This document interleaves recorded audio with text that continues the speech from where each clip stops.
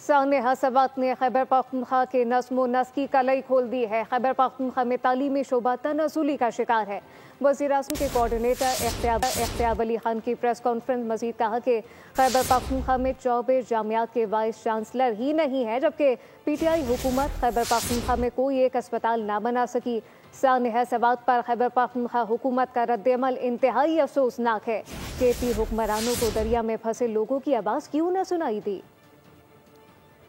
8 सालों से या 7 सालों से ये लोग कहते हैं कि हमने तालीमी इमरजेंसी नाफिज की है। कभी किसी ज़माने में खैबर पख्तूनख्वा लिटरेसी रेशो में हम पंजाब के बाद दूसरे नंबर पर आते थे।